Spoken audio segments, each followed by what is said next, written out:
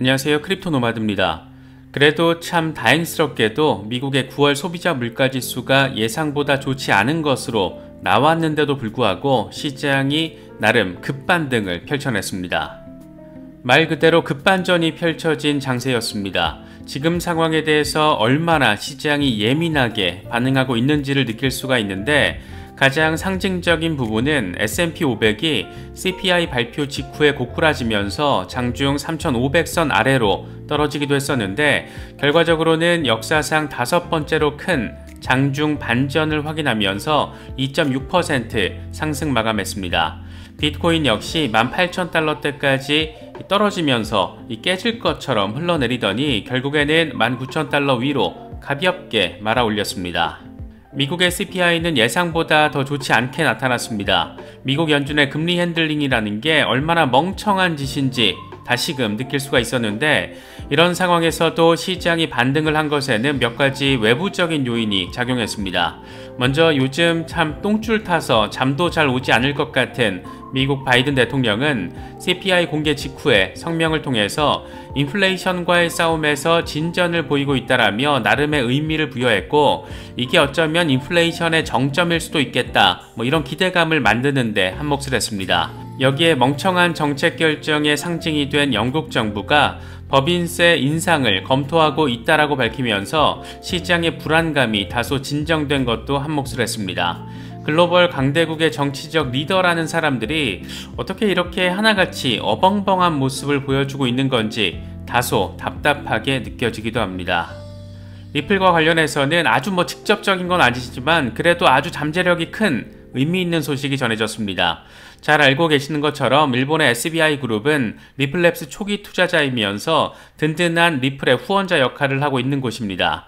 리플의 아시아 시장 확장은 사실상 SBI가 그룹 차원에서 밀어주고 있기 때문에 가능했다, 이렇게 표현을 해도 틀린 말이 아닐 정도로 어마어마하게 밀어주고 있습니다.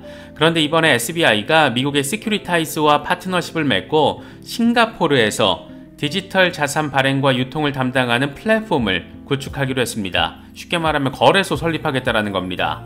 드디어 아시아의 금융 허브에 이렇게 깃발 꽂는 작업이 진행이 되는 건데, 그 끝이 어디가 될지 괜히 사람을 더 설레게 만드는 것 같습니다. 의외로 브라질에서 참 재미있는 소식이 전해졌습니다. 브라질 증권거래위원회가 증권으로 분류되는 암호화폐 기준을 명시한 가이드라인을 발표했는데, 이게 꽤나 설득력 있습니다.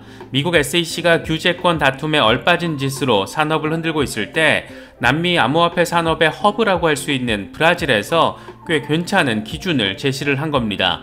가장 눈에 띄는 것은 NFT나 스테이블 코인 등의 자산 유동화 토큰은 증권으로 간주될 수가 있다. 다만 페이먼트 토큰과 유틸리티 토큰은 아니다, 이렇게 깔끔하게 정리를 했습니다. 대체 문어대가리 아저씨 이런 거 보면 무슨 생각을 할지 참 궁금한 부분입니다. 무엇보다 시장이 급반등세를 보이고 있다는 점은 반갑게 느껴집니다. 이게 옥토버 랠리, 미드텀 랠리의 시작점이 될지는 좀 더 두고 봐야 하겠지만, 뭔가 긍정적인 기대감을 갖게 되는 것은 개미 심리상 또 어쩔 수 없는 것 같습니다. 가장 큰 불안 요인 가운데 하나가 어쨌든 이렇게 스멀스멀 그냥 지나가 버렸으니까 여러 소식들 잘 참고하시면서 시장 바라보시고 대응하실 수 있으면 좋겠습니다. 본격적인 시작에 앞서서 좋아요와 구독 또 알림 설정 꼭 부탁드리겠습니다. 영상 제작에 아주 큰 도움 된다는 말씀 함께 드립니다. 그럼 시작하겠습니다. 반전의 연속이었습니다. 미국 CPI 발표 직후에 증시도 비트코인도 바닥 탐험에 나선 것처럼 그냥 고꾸라지는 모습을 보였는데, 바이든 대통령의 성명이 나온 직후부터 그 반전을 펼쳤습니다. S&P 500이 지지선이 무너지는 모습을 확인하다 역사상 5번째로 큰 장중 반전을 펼치다가 2.6% 상승 마감을 한 게 가장 상징적인 상황이 아닐까 생각되기도 합니다. 비트코인 역시 18,000달러 붕괴 우려를 키우더니 19,000달러 위로 올라서는 나름의 반전을 확인했습니다. 공포 탐욕 지수는 하루 전보다 4포인트 오른 24를 기록하면서 여전히 극단적인 공포 단계가 이어졌지만 그래도 좀 개선된 것을 확인할 수가 있습니다. 비트코인 도미넌스는 41.8% 수준에서 오르내리고 있는 상황입니다. 미국의 9월 소비자 물가지수와 근원 소비자 물가지수 모두 예상보다 상승한 것으로 확인됐습니다. 이에 따라 시카고 상품선물거래소 이 금리 선물 시장 상황 역시 큰 변동성을 확인했는데 11월 연준의 FOMC 회의에서 0.75%포인트 자이언트 스텝 금리 인상 가능성은 무려 99.1%로 상승했습니다. 그럼 나머지 0.9%는 0.5%포인트 인상이냐? 그게 아니라 무려 1%포인트 인상 가능성을 내다본 것도 0.9%로 확인됐습니다. 이 정도면 완전 얼음땡 수준이 아닐까 생각되기도 합니다. 그럼에도 불구하고 시장이 급반등을 펼친 것은 나름의 안도 시그널이 곳곳에서 등장했기 때문입니다. 먼저 시장 달래기에 나선 것은 단연 요즘 글로벌 망신이란 망신은 다 당하고 있는 세계 최강 미국의 바이든 대통령입니다. 그는 성명을 통해서 미국이 인플레이션과의 싸움에서 진전을 보이고 있다, 이런 내용을 강조했습니다. 지난 3개월 동안의 물가 상승률이 연율로 바꾸면 평균 2% 수준으로 전 분기 대비 11% 하락했다라는 겁니다. 진짜 계산도 하기 나름인데 이게 얼핏 보면 연준의 목표치 2%에 다다른 건가 이런 착시를 갖게 만드는 부분이기도 합니다. 이게 지금 말이 좀 나오는 것은 바이든의 말처럼 연율로 환산하면 2% 수준이긴 한데 그 속을 또 까보면 3분기 CPI는 전월 대비 7월은 0%, 이 8월은 0.1%, 9월은 0.4%이기 때문에 오히려 월별 상승률로 봤을 때는 더 높아진 것으로 바라볼 수 있기 때문입니다. 그럼에도 불구하고 시장은 이 같은 멘트를 인플레이션 정점 가능성을 보여주는 그런 시그널로 해석을 하고 급반등을 했습니다. 여기에 큰 낙폭의 빠른 반발 매수와 더불어서 어닝 시즌에 대한 실적 기대감 이런 것들이 더해지며 증시와 비트코인의 반등세를 이끌었습니다. 또 하나 시장을 안도하게 만든 것은 미국과 함께 덤앤더머 수준의 플레이를 시전하고 있는 영국 정부입니다. 리즈 트러스 총리가 계획대로 법인세 인상 검토하겠다 이렇게 정책 유턴 발언을 하면서 영국 금융시장의 불안감이 조금은 더 진정됐고 자연스럽게 파운드화가 2% 상승하며 달러 급등세를 진정시켰습니다. 특히 영국 10년물 국채금리 역시 소폭 진정되면서 증시로 투자 심리를 이끈 일단은 이런 나름의 선순환이 작용했습니다. 일단 차트 흐름이 시장의 정서를 보여주다 보니까 비트코인 강세론자들 역시 긍정적인 부분에 크게 방점을 찍고 있습니다. 익명의 분석가 스탁머니 리잘드의 경우에는 비트코인 3데이 차트의 강세 다이버전스가 바뀐 심리와 일치한다라며 추가적인 반등 가능성을 제시했습니다. 함께 공유한 차트를 보면 21,500달러를 향하는 상황이 표시가 되어 있습니다. 마이클 반데포페의 경우에는 조금은 더 차분한 분석을 제시했습니다. 그는 비트코인이 준비가 된 것 같긴 한데 강력한 저항을 마주하고 있다. 그러면서 두 가지 상황이 중요하다 이렇게 설명을 했습니다. 첫 번째로는 19,000달러에서 27,000달러까지의 상승세를 기대해보는 것, 두 번째로는 19,600달러를 지지라인으로 뒤집는 것 이렇게 밝혔습니다. 다행스럽게도 일단 지금 상황은 19,700달러 위로 반등을 펼친 그런 상황입니다.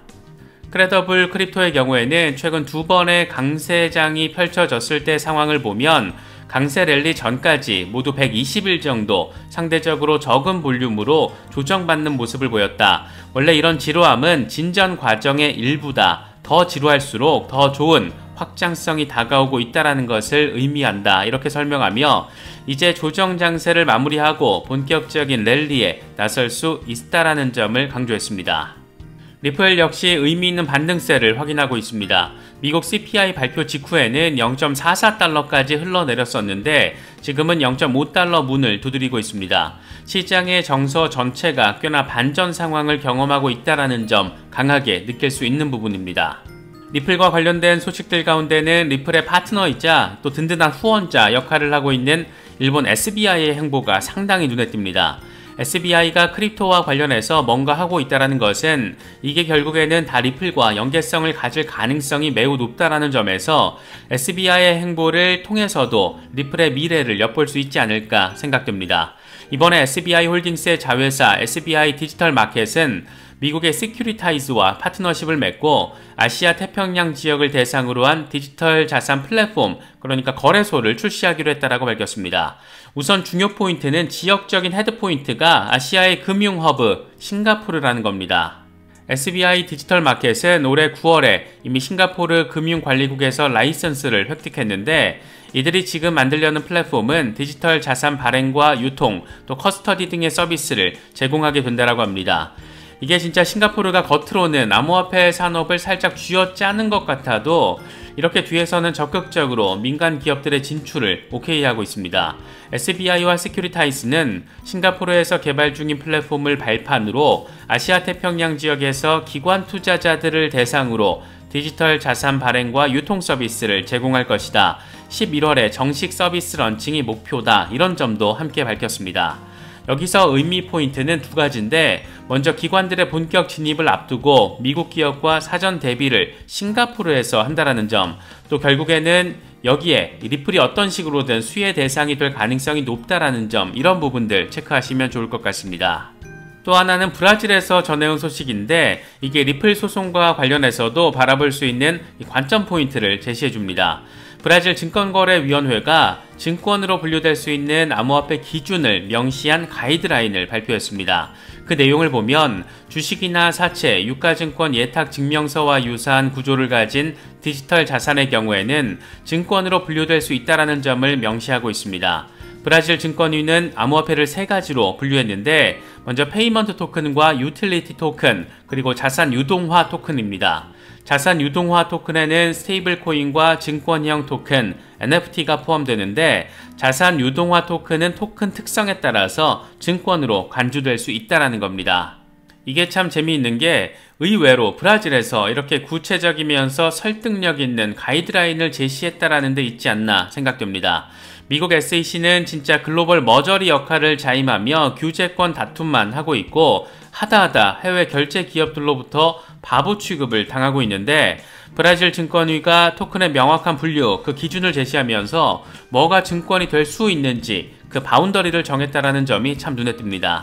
특히 남미 암호화폐 산업에 있어서 허브 역할을 하고 있는 브라질이 이렇게 적극적으로 시장 규제 대응에 나선다라는 점, 나름의 상식과 기준을 제시하고 있다라는 점, 이런 것들을 보면 이 4차 산업혁명이 본궤도에 오르고, 그렇게 블록체인 시대가 개막을 하게 되면 지금의 미국 중심의 패권주의에도 많은 변화가 발생하겠구나, 이런 점들 새삼 느끼게 됩니다. 특히 브라질은 중국, 인도, 러시아 등과 브릭스를 구성하고 있는 국가, 이런 점에서 이 같은 브라질의 접근 방식은 어쩌면 암호화폐 시대의 주도권은 G7이 아닌 브릭스 중심으로 형성될 수도 있지 않을까, 그런 생각도 갖게 만듭니다. 이건 중국이나 러시아, 인도, 브라질 이런 나라들에 대한 호불호와는 전혀 상관없이 지금 진행되고 있는 판때기를 바라보자면 그렇다라는 겁니다.